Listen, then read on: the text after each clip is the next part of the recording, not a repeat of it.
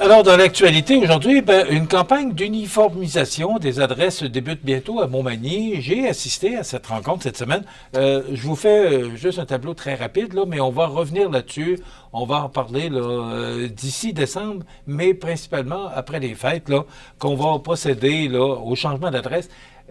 Ne vous en faites pas, ça ne concerne pas tout le monde. Ça concerne les gens qui ont des résidences dans les montées. Quand vous allez vers l'hôpital, vous dépassez l'hôpital, vers le camping des Érables, là, ça va jusqu'à Berthier, je pense. Il y a des gens qui ont des résidences ou secondaires ou des résidences, là, des résidences principales. Et leur résidence s'appelle Montée 118. Là, je dis ça n'importe comment, là, mais Montée 118, résidence 5. Imaginez-vous que pour les ambulanciers et les pompiers, là, c'est pas évident de trouver cette résidence-là. Donc, que ce soit pour les incendies, que ce soit pour le service ambulancier ou le service policier, ce qu'on veut, c'est sécuriser les citoyens et citoyennes de Montmagny. Donc, après les fêtes, là, avec Poste Canada et la ville de Montmagny, on va procéder à un changement. On va uniformiser les adresses pour que on puisse rapidement intervenir si on a des besoins. Mais ne vous en faites pas. L'équipe municipale cette semaine était quand même bien informée. Et c'est Pierre Boucher, qui est directeur du service incendie, là, qui menait cette rencontre, là. Alors, je vous rassure, là, ils ont l'air à savoir où ils s'en vont, mais ça va être long. On parle d'une douzaine de mois, là, et on va laisser le temps aux gens de faire leur changement d'adresse. Puis, il y a beaucoup de collaboration de la part de Poste Canada et de la ville de Montmagny. Voilà.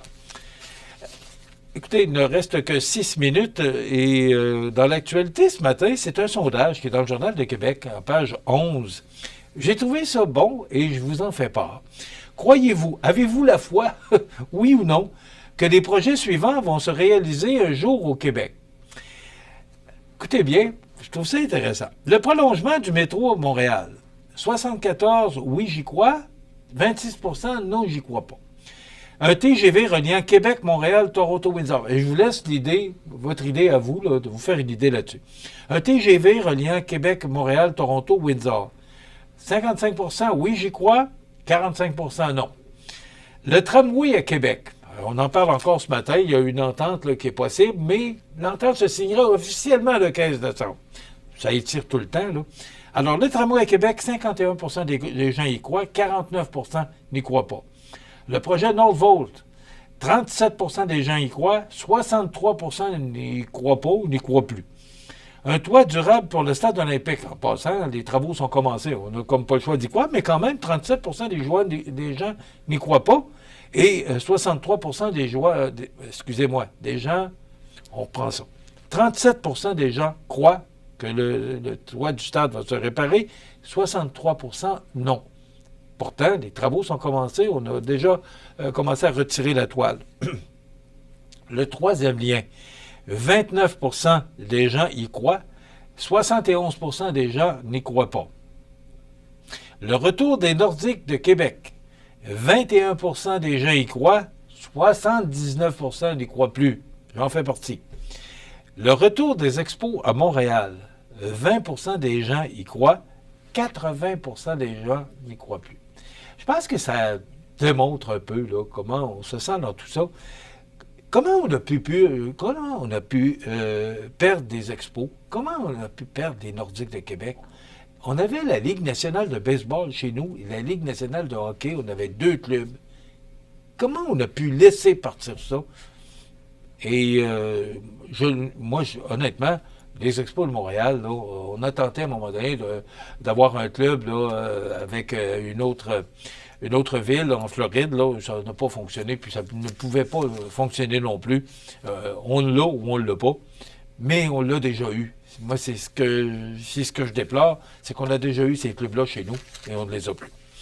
Je vous l'ai dit, là, Québec Infra prend les commandes du tramway, donc le gouvernement Legault qui donne officiellement le feu vert au tramway en mandatant le CDPQ et qui prendra les commandes du projet et qui participera financièrement. L'entente doit cependant être entérinée le 15 décembre. On est aujourd'hui le 10. On est le 10 octobre aujourd'hui. Alors là, on étire, puis on remet, puis les signatures. J'ai l'impression que M. Marchand est beaucoup plus patient que moi je peux l'être. Parce que, il me semble, il n'a pas le choix. Là. Il est maire de Québec, puis c'est le projet majeur de la ville de Québec. Puis il ne peut pas faire grand-chose. C'est pas lui qui mène. L'argent, c'est le gouvernement du Québec. Mais M. Duclos, au fédéral, a bien dit que l'argent qui a été annoncé par le fédéral est dans un compte.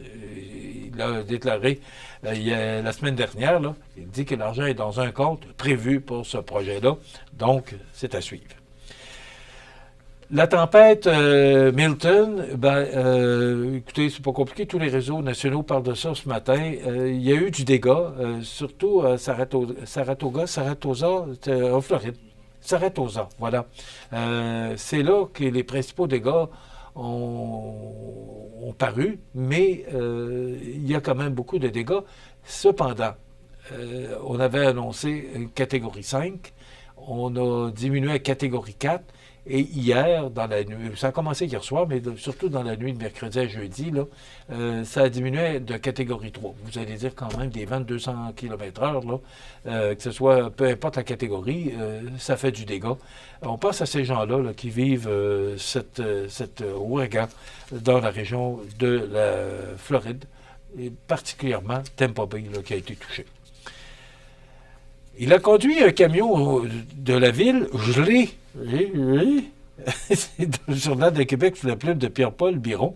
Et pourquoi je vous parle de ça ce matin, c'est que Pierre-Paul Biron nous apprend qu'un employé municipal de la ville de Québec a congédié, entre autres pour avoir conduit un véhicule municipal sous l'influence de la drogue, allant jusqu'à accrocher un piéton, a été réintégré au travail par un arbitre qui jugeait la sanction trop sévère. Ah ouais.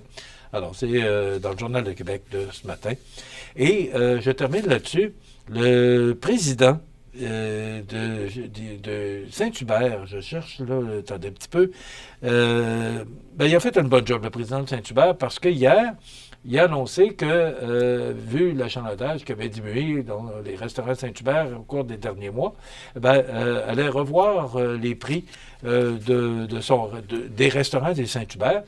Il a fait une bonne job parce que la presse en a parlé. Hier, TVA Québec en parle et là, moi, j'en parle aujourd'hui. Alors, une belle job de marketing, mais probablement que d'autres restaurants vont suivre aussi parce que, on dit que c'est un peu plus dispendieux d'aller dans les restaurants, mais l'alimentation est tellement chère qu'on comprend aussi.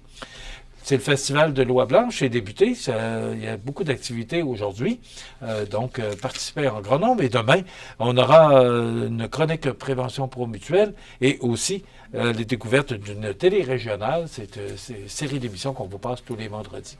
Ça complète notre émission d'aujourd'hui. Je vous souhaite une excellente journée. On se retrouve demain.